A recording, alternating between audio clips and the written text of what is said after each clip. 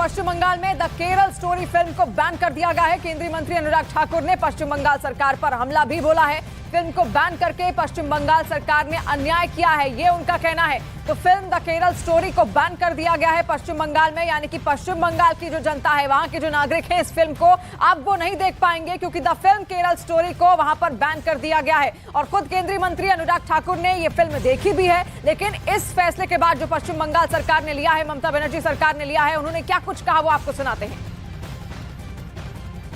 क्या ये भारत की मासूम बेटियों के साथ हो रहे अन्याय के साथ कांग्रेस पार्टी खड़ी है कि खिलाफ खड़ी है? क्या वो आतंकवादी संगठनों को एक्सपोज करने के इस प्रयास के साथ खड़ी है कि खिलाफ खड़ी है? क्या भविष्य में ऐसी रिक्रूटमेंट ड्राइव ना हो, बच्चियों को अपने जाल में ना फंसा जाए बेटियों को, तो उसके साथ खड़ी है कि खिलाफ खड़ी है? सवाल ये खड़ा होता है कि कांग्रेस और कम्युनिस्ट जैसे दल आज कहां खड़े हैं? इन आतंकवादी संगठनों के पर्दाफाश किया गया तो इस फिल्म के साथ खड़े हैं, किसके विरोध में खड़े हैं? चेहरा बेनकाब हो रहा है इन लोगों का जब ये तुष्टीकरण की राजनीति कर रहे हैं, वोट बैंक की राजनीति के चलते बेटियों को गलत रास्ते पर जाने पर मजबूर कर रहे हैं। और पश्चिम बंगाल जैसा राज्य तो फिल्म को बैन करके एक इतना बड़ा अन्याय कर रहा है जिसको मैं क्या कहूं। क्या वो सच भी परोसने नहीं देना चाहते? फंसाकर जिस काम पे लगाया जाता है वैश्विक आतंकी संगठनों का हिस्सा बनाने के लिए या आईएसआईएस का हिस्सा बनाने के लिए, क्या आप उसके खिलाफ खड़े होंगे कि नहीं होंगे एक महिला होने के नाते? क्या भविष्य में किसी बेटी के साथ ऐसा ना हो, वहां पर ममता जी क्या इस तरफ खड़ी होंगी कि नहीं होंगी? इन सबसे मेरा सवाल ये है कि देश इनसे सवाल पूछता है कि बेटियां ऐसे जाल में ना फंसे, आईएसआईएस का या आतंकी संगठनों का हिस्सा ना बने, तो क्या आप उनके साथ हैं? या आप केरल स्टोरी को केवल इसलिए प्रतिबंध लगाना चाहती हैं कि आपको तुष्टीकरण की राजनीति करनी है? देश आपसे एक सवाल ये पूछता है कि आप देश की सुरक्षा के लिए साथ में हैं कि नहीं हैं, क्योंकि ये आतंकवादी संगठनों की गतिविधियां देश के खिलाफ ही होती हैं। तो क्या वोट बैंक की राजनीति देश की सुरक्षा पर भारी पड़ेगी? क्या केरला स्टोरी को रोकना महज एक वोट बैंक तुष्टीकरण की राजनीति पर तक ही सीमित है? तो ये सवाल देश के सामने और उनका असली चेहरा देश के सामने आ चुका है। बहुत शुक्रिया सर हमसे बात करने के लिए। केंद्रीय मंत्री अनुराग ठाकुर को आप सुन रहे थे, क्योंकि पश्चिम बंगाल में ये सबसे बड़ी खबर है कि पश्चिम बंगाल में इस फिल्म पर बैन लगा दिया गया है। अनुराग ठाकुर ने खुद इस फिल्म को देखा और अब उनकी तरफ से कहा गया कि जब बैन लगाना चाहिए आईएसआईएस पर तो बैन लगा रहे हैं इस मूवी पर, यानी कि आप सच को छिपाना चाहते हैं, आप ये चाहते हैं कि सच किसी के सामने ना आने पाए। लेकिन अनुराग ठाकुर को अगर आप सुनेंगे तो अनुराग ठाकुर की ओर से इससे पहले भी यही कहा गया जब हमने उनसे सवाल पूछा कि विपक्ष इसको लेकर प्रोपेगेंडा की बात कर रहा है कि किस तरीके से एक यहाँ पर जो सच को बेनकाब करने वाली फिल्म है उसे ना देखा जाए, इसके लिए बार बार कहा जा रहा है। शिवानी जी, और इस वक्त सीधे चलते हैं यहाँ पर आशिका के पास। आशिका जो कि इस वक्त पश्चिम बंगाल में है और पश्चिम बंगाल से बड़ी खबर निकलकर सामने आ रही है। आशिका, देखिए वहां पर फिल्म को बैन कर दिया गया है। बिल्कुल, मैं कोलकाता में हूँ। सबसे पहले तो ये कहूँ कि ये फिल्म मैं देख चुकी हूँ और अब राहत की सांस ले रही हूँ इस वजह से, वरना फिल्म पर अब बैन लग चुका है। मुख्यमंत्री ममता बनर्जी ने आज पहले तो अपनी प्रेस कॉन्फ्रेंस में इस फिल्म की भर्त्सना की, ये कहा कि ये डिस्टॉर्शन ऑफ फैक्ट्स है, डिस्टॉर्टेड स्टोरी है, और उसके बाद थोड़ी देर बाद ये घोषणा करती हैं कि राज्य में शांति बनाए रखने के लिए इस फिल्म पर बैन लगाया जा रहा है। तो ये सबसे बड़ी खबर पश्चिम बंगाल से। कुछ देर में राज्य सरकार की तरफ से ये नोटिफिकेशन भी जारी हो जाएगा। यहाँ पर आपको रोकते हैं, लवीना के पास इस वक्त सीधे चलते हैं। लवीना, देखिए फिल्म आपने खुद भी देखी और लोग भी आपके आसपास थे, आप खुद सिनेमा घरों के बाहर हैं, क्या कुछ उनका कहना है, लोगों की क्या प्रतिक्रियाएं इस फिल्म को लेकर आ रही हैं? शिवानी, देखिए इससे पहले भी जब सबसे पहला सवाल, चूंकि खुद अनुराग ठाकुर यहाँ पर जहाँ पर मैं मौजूद हूँ, क्योंकि मैंने भी आज ये फिल्म देखी है, अनुराग ठाकुर भी यहाँ पर मौजूद थे जो फिल्म देख रहे थे। जब बाहर हम निकले तो और इस वक्त फिल्म मेकर, लवीना आपको रोकूंगी, फिल्म मेकर अशोक पंडित इस वक्त हमारे साथ जुड़ रहे हैं। अशोक पंडित जी, आपका पहले तो बहुत बहुत स्वागत है। जिस तरीके से फिल्म का अब विरोध कुछ राज्य कर रहे हैं, खासतौर पर पश्चिम बंगाल में जिस तरीके से अब इसका विरोध देखने को मिला है, फिल्म ममता सरकार की ओर से बैन कर दी गई है, क्या प्रतिक्रिया आपकी रहेगी? ये बिल्कुल अनडेमोक्रेटिक है। एक ऐसी फिल्म जिसको सीबीएफसी ने क्लियर किया है, एक ऐसी फिल्म जिसका बैन सुप्रीम कोर्ट ने रिजेक्ट किया है, एक ऐसी फिल्म जिसका बैन केरला कोर्ट ने रिजेक्ट किया है, तमिलनाडु कोर्ट ने रिजेक्ट किया है। तो जब सुप्रीम कोर्ट जैसी हाईएस्ट जुडिशरी ने इसके बैन को रिजेक्ट किया है, इसके बैन के अपील को, तो ममता बनर्जी को बैन करने का कोई हक बनता नहीं है।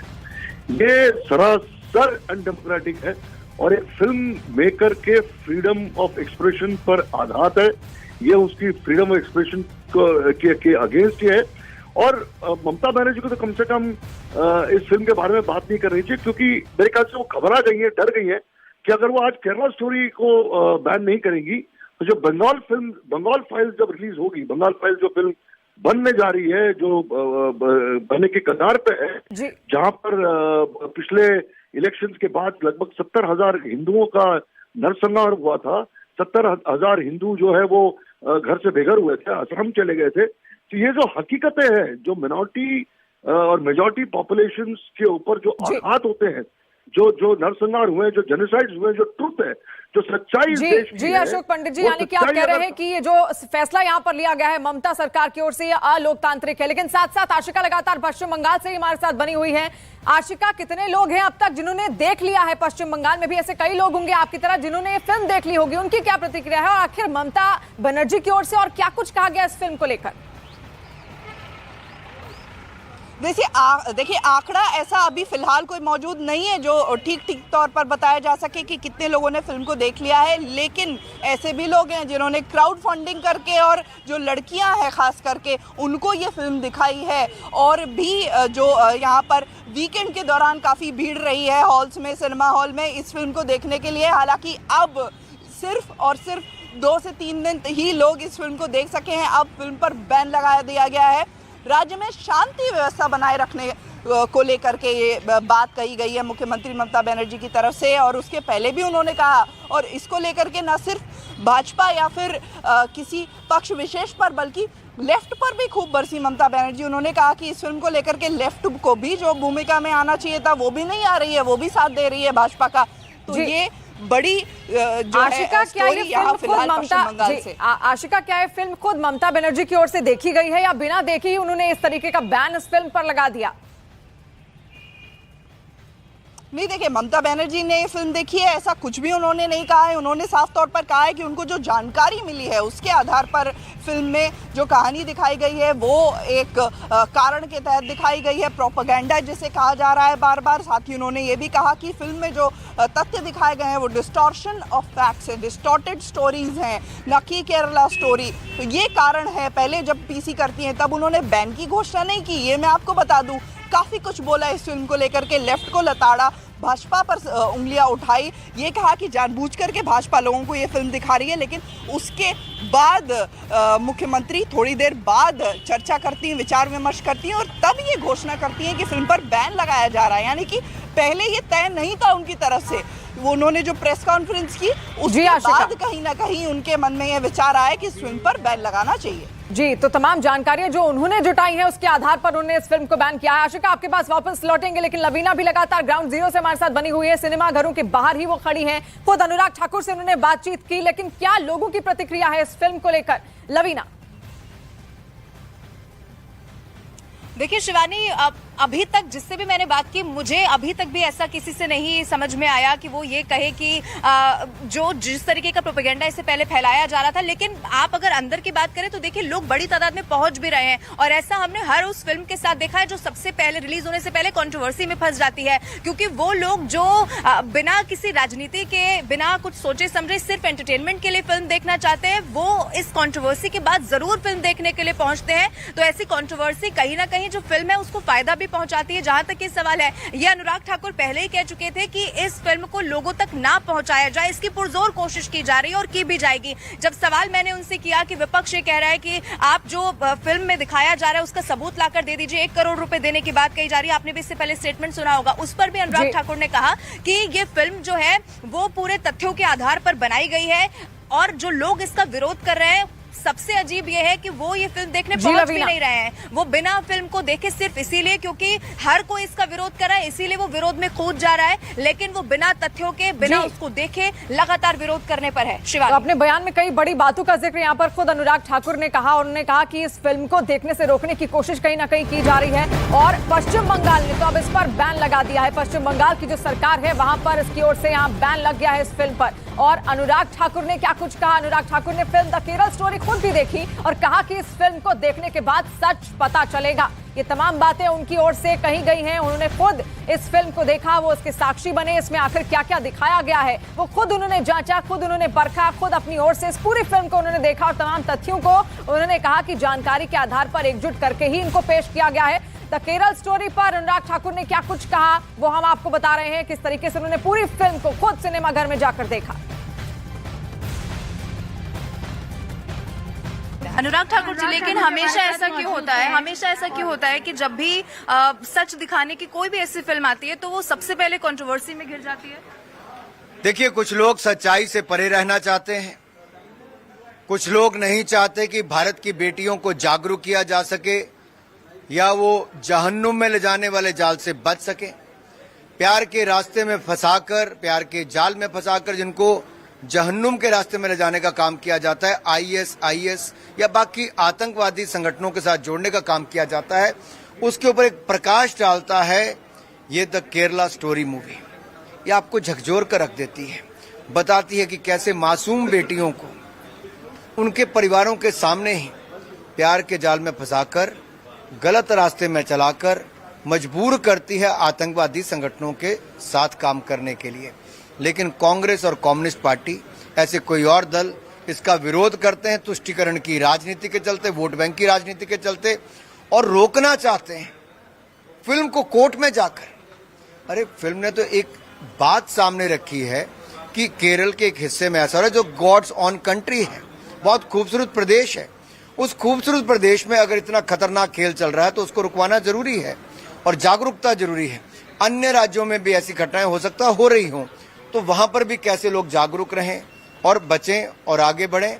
और मुझे लगता है इसको देखना, जानना, समझना जरूरी है ताकि आप जाल में भी ना फंसें और ऐसी जाल में ना फंसें जहां जहन्नुम की ओर ले जाने का काम किया जाता है। लेकिन धर्मांतरण से पहले तो लव जिहाद की भी बात सामने आती है, और लव जिहाद सिर्फ एक राज्य का मसला तो नहीं है, जहां पर बीजेपी की भी गवर्नमेंट है। ऐसे बहुत सारे प्रदेश है जहां पर भी लव जिहाद के लगातार मामले सामने आते हैं। उसके लिए देखिए, बहुत सारी जगह जब लोग केसेस करते हैं कार्रवाई भी होती है, जब माँ बाप करते हैं पेरेंट्स कार्रवाई होती है।